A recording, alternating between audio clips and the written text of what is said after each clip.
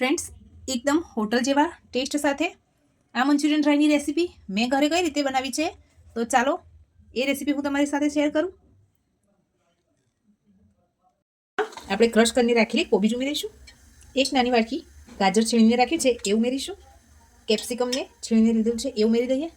ઝીણી સમારીને રાખેલી એક નંગ ડુંગળી છે એ ઉમેરી દઈશું. લીલા મરચાં છે ઝીણા સમારેલા એ ઉમેરી દઈશું. 1 ટેબલ સ્પૂન લસણ છે એ ઉમેરી દઈશું. અડધી ટેબલ સ્પૂન આદું છે છીણેલું એ ઉમેરી દઈએ.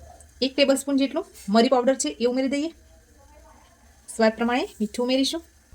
2 ચમચી જેટલો મોટી 2 ચમચી મેંદો છે એ ઉમેરી દઈએ. 2 ચમચી જેટલો કોર્નફ્લોર ઉમેરીએ.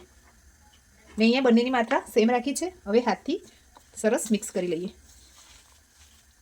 આપણે સરસ મિક્સ કરી દીધું છે. હવે આ રીતે મીડિયમ સાઇઝના મંચુરિયનના બોલ્સ બનાવી લઈશું. તમે તમારે જે તે સાઇઝ રાખવી હોય એ રીતના બોલ બનાવી લેવાના. પહેલેથી ગરમ કરીને રાખેલા તેલમાં આપણે બોલ્સને ઉમેરીશું. તેલ સરસ ગરમ થઈ ગયું છે.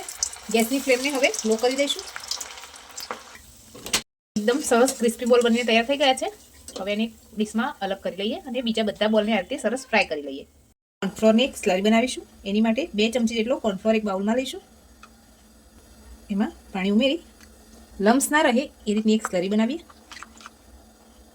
એક વાટકીમાં આપણે 1 ચમચી રેડ ચીલી સોસ લીધો છે. 1 નાની ચમચી આપણે ગ્રીન ચીલી સોસ લીધો છે. 2 ચમચી આપણે સોયા સોસ લઈશું. અડધી ટેબલ સ્પૂન આપણે આમાં વિનેગર ઉમેરીશું. આપણો ચાઇનીઝ સોસ બનીને તૈયાર છે. ગેસ ઉપર એક કઢાઈ મૂકી દીધી છે. એમાં તેલ ઉમેરીશું. એમાં આપણે હવે લસણ ઉમેરી દઈશું. આદું ઉમેરી દઈશું. 1 કપ જેટલું પાણી ઉમેરી દઈશું. હવે આપણે કોર્નફ્લોરની જે સ્લરી બનાવીને રાખેલી એ ઉમેરી દઈશું. સ્વાદ માટે થોડું મીઠું ઉમેરી દઈશું. થોડી લીલી ડુંગળી ઉમેરી દઈશું. 1 નાની ચમચી જેટલો મરી પાવડર ઉમેરી દઈશું. હવે જે આપણે ચાઇનીઝ સોસ બનાવીને રાખેલું છે એ ઉમેરી દઈએ. હવે આપણે જે મંચુરિયન્સ બોલ બનાવીને રાખેલા છે એ ઉમેરી દઈએ અને સરસ મિક્સ કરી લઈએ. ગેસની ફ્લેમને હાઈ કરી દઈશું. સરસ મિક્સ કરી લઈએ. ઉપરથી થોડી લીલી ડુંગળી ઉમેરીશું. ગેસની ફ્લેમ ઓફ કરી હવે આપણે આને સર્વિંગ બાઉલમાં સર્વ કરી લઈએ. આપણે સર્વિંગ બાઉલમાં સર્વ કરીએ.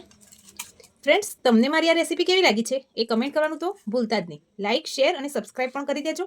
Thank you.